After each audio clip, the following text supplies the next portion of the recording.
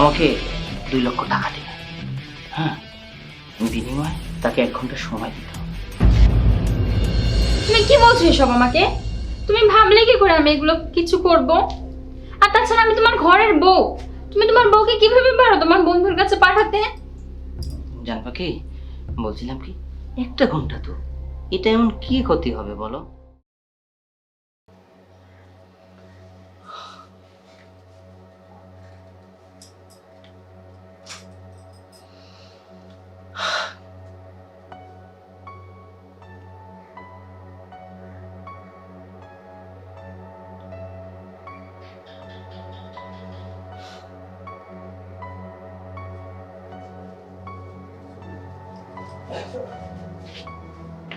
কি হয়েছে তোমার? আজকে কাজে যাওনি কেন? পারুল,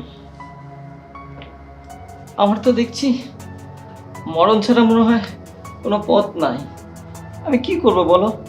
সামান্য কাজের টাকা দিয়ে কি সংসার চলে বলো? এত বড় ঋণের বোঝা আমি কি করে চালাবো? কাজের টাকা দিয়ে না কোনো মতে খায় দায় আমরা সংসারটা চালাচ্ছি, কিন্তু এই ঋণের বোঝাটা আমি কিভাবে পরিশোধ করব তুমি বলো? আমি কিছুই না ভাবতে পারছি না। আমি কি করব? আমার আমার মৃত্যু ছাড়া মনে হয় কোনো পথ আর নেই। দেখো, তুমি এভাবে ভেঙে পড়ো না, এত টেনশন করো না। একটা না একটা পথ ঠিকই বের হবে। পথ বের হবে। শোনো পারুল, হ্যাঁ, উপায় না একটা আমার কাছে আছে, কি উপায় বলো? কিন্তু আমার না বলতেও লজ্জা করছে। এটা না তোমার কাছে এক প্রকার অপমানজনক। আমি কি করি বলবো? বলো। তুমি রাখবে বলো? তুমি যদি রাখো তাহলে আমি বলবো। তুমি বললে আমি হাসতে হাসতে মরতেও পারবো। বলো কি চাই? না না, তোমাকে মরতে হবে না, শুধু আমাদের সংসারটাকে একটু সচ্ছল করার জন্য তুমি শুধু রাজি হবে, তাহলেই হবে। বলো, তুমি রাজি হবে? আগে বলো কি বিষয়? বিষয়টা হচ্ছে যে আমার এক বন্ধু, ও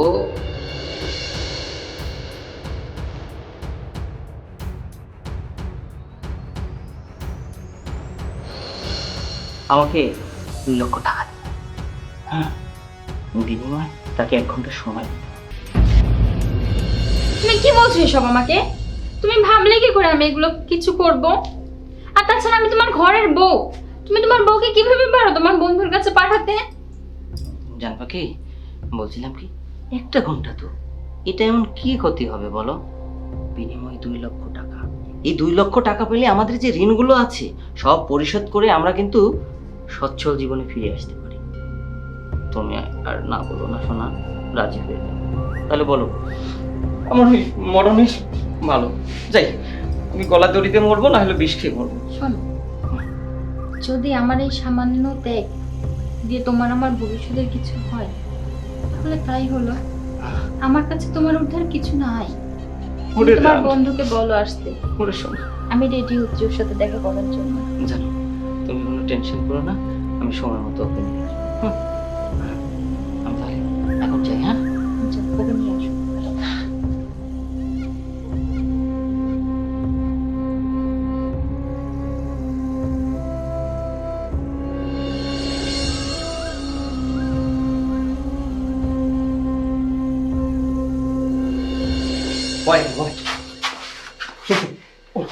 কই গো পারুল? পারুল কোথায় গেলে? এই তো আমি আসছি। আরে তাড়াতাড়ি এসো, দেখো কাকে নিয়ে এসেছি। শঙ্কর, এই কই? আচ্ছা, আমি ওনার জন্য চা বানাই নিয়ে আসি। শোনো শোনো, খুব ভালো সুন্দর করে চা বানিয়ে নিয়ে আসবে। হ্যাঁ, চিনি মিষ্টি করে দেবে, আর দুধ বেশি করে দেবে। হ্যাঁ, এ আবার গরুর দুধের চা কিন্তু খুব ভালোবাসে। হ্যাঁ বন্ধু, তাহলে বিদেশ আসলে কেমন বলতো? ভালো। খুব ভালো। হ্যাঁ, সেটা কিন্তু তোর চেহারা দেখেই বোঝা যায়। হ্যাঁ, আর আমরা দেশে থাকি, দেখ না পুরো একদম কয়লা হয়ে গেছি। হ্যাঁ, তো কই গো, আসো আসো আসো আসো। এই দে তোর বৌদি, নমস্কার দে। নমস্কার। হ্যাঁ পারুল, চা খান। আমার বন্ধু শঙ্কর, এর কথাই তোমাকে বলেছিলাম। ও যাচ্ছি। এই শঙ্কর শোন, তোর তোর কথা বল। আমি তাহলে বাইরে গেলাম। শোন, কতক্ষণ পর আসবে না? 1 ঘন্টা। 1 ঘন্টা? আচ্ছা যাই হোক, শোনো, তো তোমরা কথা বলো, হ্যাঁ? আমি 1 ঘন্টার মধ্যে চলে আসবো। হ্যাঁ, তাহলে যাচ্ছি। ঠিক আছে, কথা যাক। এটা কি লাগিয়ে দিস?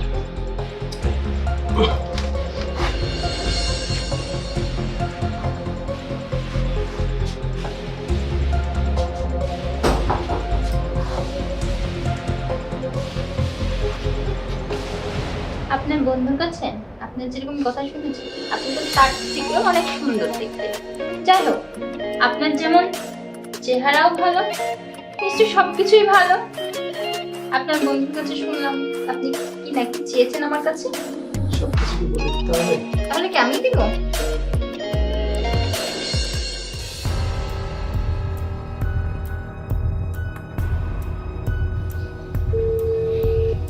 এই নম্বরটি ব্যস্ত আছে। The number is busy now.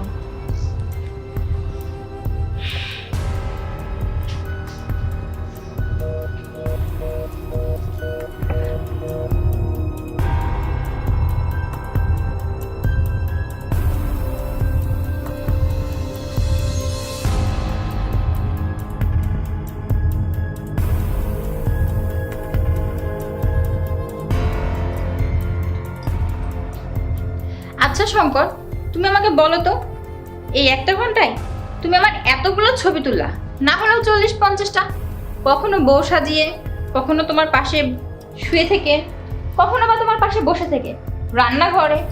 আচ্ছা, সামান্য এই ছবির জন্য তুমি এত টাকা কেন ব্যয় করলা? আমাকে বলতে পারো শঙ্কর, বলো তো। বৌদি, এই ছবিগুলো আমাকে একটা নতুন জীবন দিতে পারে। কি এমন উপকারে লাগবে শুনি? সেটা কি খুলে বলতে হবে? না বললে জানবো কি করে? তোমাকে খুলেই বলি, আমার বিয়েনের সঙ্গে বিয়ে জোর করে দিতে চাচ্ছি, কিন্তু আমি করতে চাচ্ছি না। তো এই ছবি দিয়ে কিভাবে উপকার হয়? এই ছবিগুলো আমি শুধু দেখাবো, দেখাতে পারলে তাহলে আর আমাকে বিয়ে করতে হচ্ছে না। ও আচ্ছা, বুঝেছি তাহলে। তার মানে তুমি বিদেশে ছিলা, নিশ্চয়ই অনেক টাকা ইনকাম করেছো, আর তোমার বিয়ানকে তোমার ঘাড়ে বসাতে চাচ্ছে, যাতে তোমার টাকা পয়সা আত্মসাৎ করতে পারে, তাই তো? আচ্ছা, তুমি কিভাবে বুঝলে?